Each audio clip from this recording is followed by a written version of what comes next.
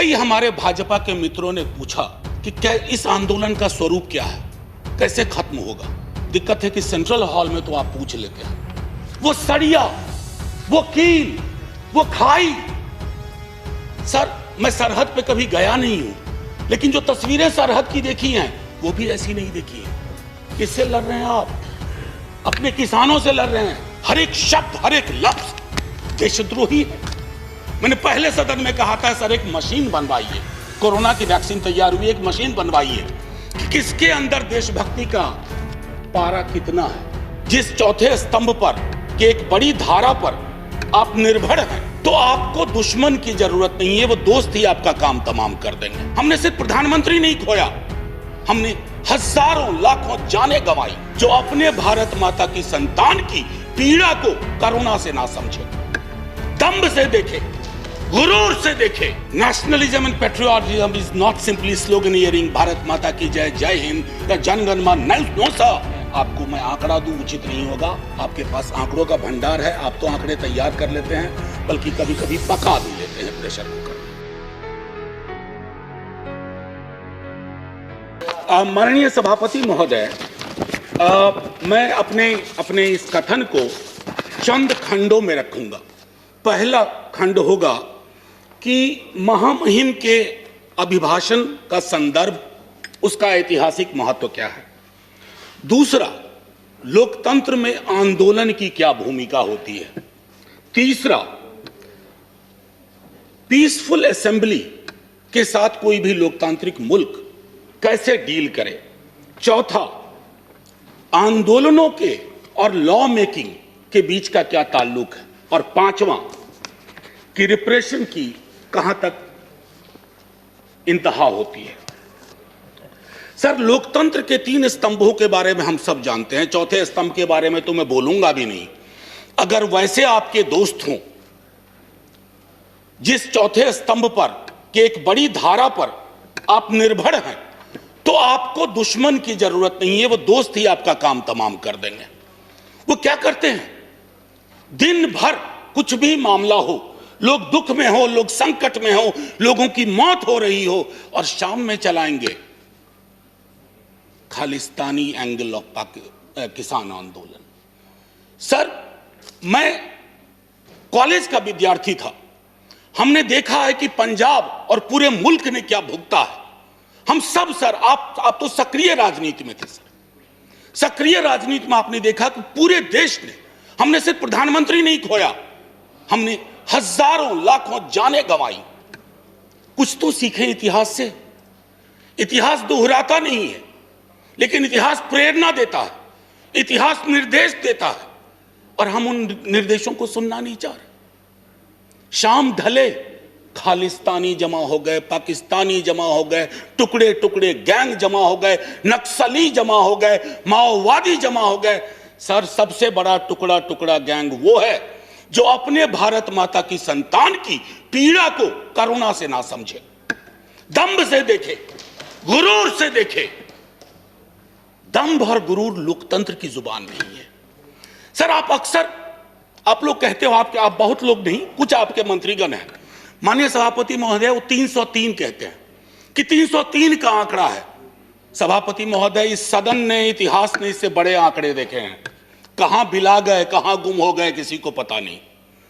आंकड़े नहीं इतिहास तय करते हैं, आंकड़ों के पीछे की संजीदगी और संवेदना इतिहास तय करती है। आपका हाई पॉइंट क्या है, आपका लो पॉइंट क्या है, आप फेल हो रहे हैं उसमें। और लाइटर वेन में कहूं, 303 नाम का एक राइफल हुआ करता था सर, उसकी सर्विस समाप्त हो गई है। 303 उसकी सर्विस समाप्त हो गई है। सर, मैं एक चीज और कह करके फिर मूल बिंदु पे आऊंगा। मैकबेथ से बहुत चीज हम सीखते हैं। शेक्सपियर ने ना जाने अद्भुत चीज लिख दी है। टेम्परेंस बहुत जरूरी है सत्ता प्रतिष्ठान में। कद तब बढ़ता है जब पद की गरिमा को आप समझते हैं। Boundless intemperance in nature is tyranny. It has been the untimely emptying of happy throne and fall of many kings. Intemperance अगर आपके स्वभाव में आ जाए तो सर इसने कितने सिंहासन खाली करवा दिए, कितने राजाओं की घर वापसी करवा दी। थोड़ा सनद रहे, थोड़ा ध्यान रहे। Please that is not accept. माननीय सभापति महोदय, एक हल्के स्वर में एक बात कहना चाहता हूं। सेंट्रल हॉल का जिक्र जयराम रमेश जी कर रहे थे। वहां जब बैठता हूं ना तो दल से ऊपर लोग सोचते हैं। कई हमारे भाजपा के मित्रों ने पूछा कि क्या इस आंदोलन का स्वरूप क्या है, कैसे खत्म होगा। दिक्कत है कि सेंट्रल हॉल में तो आप पूछ लेते हैं, सदन में आप जुबान नहीं खोलना चाहते हैं। मैंने पिछली बार जब यह बिल आया था कहा था कि दलों के दायरे और उस विप से ऊपर निकल करके देखिए, किसान देख रहा क्योंकि उसने विप जारी कर दिया है, और उसके विप को अगर आप नहीं सुन रहे हैं तो पता नहीं। लोकतंत्र में तो हम सुनते थे कि सुनना और सुनाना दोनों लोकतंत्र की अद्भुत कला होनी चाहिए। आप सुनाने में यकीन करने लगे हैं, सुनना आप भूल गए हैं, खास करके इस टर्म में तो बिल्कुल ही भूल गए हैं। एनीवे सर, माननीय सभापति महोदय, राष्ट्रपति जी के अभिभाषण का एक ऐतिहासिक संदर्भ होता है। हम सब जानते हैं कि सरकार स्क्रिप्ट तैयार करती है। बीते 29 जनवरी को जब महामहिम का अभिभाषण हुआ था, हम में से 19 दलों ने उसमें शिरकत नहीं की थी। माफी के साथ कहता हूं, कष्ट भी हुआ था, क्योंकि एक बहुत महत्वपूर्ण ओकेजन होता है। लेकिन माननीय सभापति महोदय, माननीय राष्ट्रपति जी का अभिभाषण जब समकालीन यथार्थ से, दुख और दर्द से, रंजो गम से मीलों दूर खड़ा हो, तो कैसे शामिल हो जाए। माननीय सभापति महोदय, बड़ी मुश्किल होती है। सिंघू बॉर्डर, टिकरी बॉर्डर, गाजीपुर, और ये तो 3 महत्वपूर्ण केंद्र हैं छोटे छोटे हलकों में। अभी बिहार में नेता प्रतिपक्ष तेजस्वी जी और पूरे कम्युनिस्ट पार्टी और कांग्रेस पार्टी के साथियों ने मिलकर के मानव श्रृंखला बनाई, तो पूरे देश में कहीं ना कहीं चर्निंग हो रही है। और इस चर्निंग के पीछे का साक्ष्य क्या है? प्लीज, मैं एक आग्रह करूंगा सभापति महोदय, मैंने आज तक अपने सदन में कभी भी किसी पर टीका टिप्पणी नहीं की है, तो सदन की बहस में टीका टिप्पणी नहीं होनी चाहिए, बस इतना आग्रह है। सर, हमने तो वो इतिहास भी देखा है कि एक पार्टी जो 2 सीट पर सिमट गई थी वो कहां पहुंच गई आज। इसलिए ये इस चक्कर में ना पड़ा जाए। एनीवे सर, महामहिम के अभिभाषण को पढ़ने के बाद पहला ख्याल आया कि कहीं पर कहूं या अनकहीं पर बोलूं। जो कही गई बात, अब उसके बारे में मैं थोड़ा पहली चीजें कहता हूं। My government holds in high steam the values of democracy and sanctity of the constitution. संभवतः पेज 7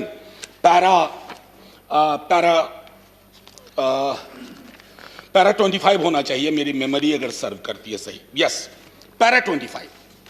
अब इसको सर व्यापक संदर्भ में देखना होगा कि my government values of democracy and sanctity of the constitution. हमने हाल के दिनों में जो भी देखे हैं वो संविधान से इतर देखा है। और वैल्यू ऑफ डेमोक्रेसी सर सिर्फ एक रेटोरिकल वैल्यू नहीं है। माननीय सभापति महोदय, मैं आपको कोट करना चाहता था लेकिन आगे रखा था, लेकिन अभी जहन में आ गया। Recently you have said nationalism and patriotism is not simply sloganeering Bharat Mata ki jai, Jai Hind या Jan Gan Man. No sir, the greatest act of patriotism is speak about the well-being of the nation, and that does not mean that I should stand in the orchestra party of the government forever and always. You have not done it when you were in opposition. We shall not do it when we are in opposition. We'll support you, समालोचना करेंगे, लेकिन आप ये नहीं उम्मीद करेंगे कि आपके खिलाफ का हर एक शब्द, हर एक लफ्ज देशद्रोही है। मैंने पहले सदन में कहा था, सर एक मशीन बनवाइए, कोरोना की वैक्सीन तैयार हुई, एक मशीन बनवाइए कि किसके अंदर देशभक्ति का पारा कितना है। सर, हो सकता है आपको झटका लग जाए। देशभक्ति स्लीव पे नहीं चलती है, यहां रहती है, दिल में, उसका सीने से कम ताल्लुक है। एनीवे सर, मैं आपको इसलिए कोट किया। और एक और इंटरेस्टिंग चीज सर, अभी बंगाल में चुनाव है तो पेज नंबर 26 पैरा 91 गुरुदेव के बड़े भाई का जिक्र हुआ, ज्योतिन्द्रनाथ टैगोर। चौल रे चौल शोभे भारतो शोनतान, बहुत अच्छा लगा। लेकिन इसके बाद जोड़ दीजिए गुरुदेव की अपनी line, where the mind is without fear and the head is held high. कहां है? दोनों को जोड़ के देखिए। ये चेरी पिकिंग नहीं चलती है डेमोक्रेसी में। आप चेरी पिकिंग के उस्ताद हो गए। चेरी पिकिंग मैं समझता हूं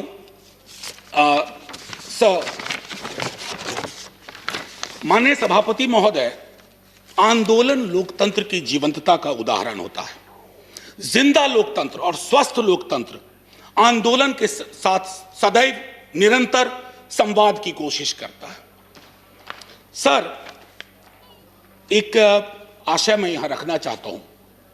दिल्ली विश्वविद्यालय में जिस विभाग में मैं पढ़ाता हूं, एक विषय मेरा मूवमेंट भी है। सर, बहुत सालों से पढ़ाया है आंदोलन। आंदोलन की सर 3 चीज होती है महत्वपूर्ण: एलिनेशन, अट्रैक्शन, कन्वर्जन। यानी कि अलगाव की चीज कहीं आई, उसके बाद आपका आकर्षण हुआ किसी विचारधारा से, उसके बाद आप सड़कों पे आए। सर, हमने आंदोलनों को न जाने किस नजरिए से देखना शुरू किया है। महोदय, माननीय सभापति महोदय, आपने भी देखा होगा वो सड़िया, वो कील, वो खाई। सर, मैं सरहद पे कभी गया नहीं हूं, लेकिन जो तस्वीरें सरहद की देखी हैं वो भी ऐसी नहीं देखी हैं। किससे लड़ रहे हैं आप? अपने किसानों से लड़ रहे हैं। और वो क्या कह रहे हैं? आपसे चांद नहीं मांग रहे हैं, अपना हकूक मांग रहे हैं। और हम में से किसी को यह मुगालता ना रहे, किसी को, चाहे सत्ता पक्ष हो या प्रतिपक्ष हो, कि किसान और खेतीहर समाज की बेहतरी आप किसानों से बेहतर समझते हैं। नहीं, वो अपनी बेहतरी बेहतर समझते हैं। आप उनको समझाने चले कि तुम्हारे लिए हम कानून ला रहे हैं, बहुत बढ़िया कानून है। क्यों समझाने की जरूरत पड़ रही है? क्यों खालिस्तान पाकिस्तान टुकड़े टुकड़े एंगल लाने की जरूरत पड़ रही है? अरे, हमारा लोकतंत्र बहुत मजबूत है, किसी के एक ट्वीट से कमजोर नहीं होगा। आपने विमर्श को कमजोर कर दिया है। इतना मजबूत लोकतंत्र है सर। मैं तो कभी कभी सोचता हूं, अगर आपके दौर में जयप्रकाश जी का आंदोलन हुआ होता। इस सदन में अभी कई लोग हैं जो जयप्रकाश जी के आंदोलन से निकले हुए हैं, इंक्लूडिंग सभापति महोदय। जेपी की आंदोलन की कल्पना करिए, अगर जेपी को इन खाई, बाड़ों, कटीले तार देखना पड़ता तो क्या होता सर? कई मित्र हमारे बिहार से भी हैं जो जेपी आंदोलन से निकले हैं। एक बार सोचे दलीय दायरों को छोड़ करके कि आंदोलन को डील करने का क्या यह नजरिया उचित है? आप कहिएगा नहीं। सर, मैं पहले भी इस सदन में कह चुका हूं। आप कहते हैं 11 दौर की बातचीत हुई है। दिक्कत क्या है ना सर, किसी भी सत्ता प्रतिष्ठान में एकालाप और वार्तालाप का फर्क समझना चाहिए। There is a difference between monologue and dialogue. आपके साथ दिक्कत है कि आप मोनोलॉग को डायलॉग का कपड़ा पहनाते हैं। ऊपर से मैंने माननीय मंत्री महोदय को सुना जो वार्ता में थे, उन्होंने कहा कि हमने ये दिया, हमने वो दिया, हमने ये दिया। सर, लोकतंत्र में खैरात की जुबान नहीं होती है। आप देने वाले कौन होते हैं? हम देने वाले कौन होते हैं? अरे, दे तो वो रहे हैं, 303 का आंकड़ा उन्होंने ही दिया आपको, और आगे के 3 और 0 कब उड़ा जाए ये भी वही तय कर देंगे। इसलिए ये जुबान बंद करिए, एकालाप और वार्तालाप के बीच की दूरी को खत्म करिए। सर, मैं पहले भी इस सदन में कह चुका हूं कि देश कागज पर बना नक्शा नहीं है। देश सिर्फ सेना, पुलिस के जवान, जनगण मन, वंदे मातरम नहीं है। देश रिश्तों से बनता है सर, और आपने रिश्तों को रिसा दिया है, रिसा दिया है। जब तक आप इस बात को नहीं समझेंगे कि मुल्क रिश्तों से बनता है, आपने कितने रिश्ते खत्म कर दिए। अरे, सरकारें पुल बनाने के लिए लाई जाती हैं, चाहे नदियों पर पुल हो या रिश्तों का पुल हो। आपने तो पुल के बदले दीवारें खड़ी कर दी, वो भी कटीली। सीए का आंदोलन हुआ, नागरिकों को नागरिक के खिलाफ खड़ा कर दिया। अब तो कमाल है, मैं तो आपके समाजशास्त्र के ज्ञान से भी चकित हूं कि जिस दिल्ली पुलिस के जवान को आप किसान के खिलाफ खड़ा कर रहे हैं, कभी दिल्ली पुलिस का सोशल प्रोफाइल देख लीजिए। इन इलाकों से जिन इलाकों में यह आंदोलन ज्यादा प्रबल है, वहां का एक बच्चा सरहद पे रहता है, एक बच्चा पुलिस में रहता है और एक बच्चा खेत में रहता है। आप इन बच्चों को वो जायदाद के लिए नहीं लड़ रहे, आपने उन्हें भिड़ा दिया। कहीं तो सोचिए, विराम दीजिए। इसलिए मैं कहता हूं, अवतार सिंह पाश की एक कविता कहूंगा, यदि देश की सुरक्षा यही होती है कि बिना जमीर जमीर होना जिंदगी के लिए शर्त बन जाए, आंख की पुतली में हाँ के सिवा कोई शब्द ना हो।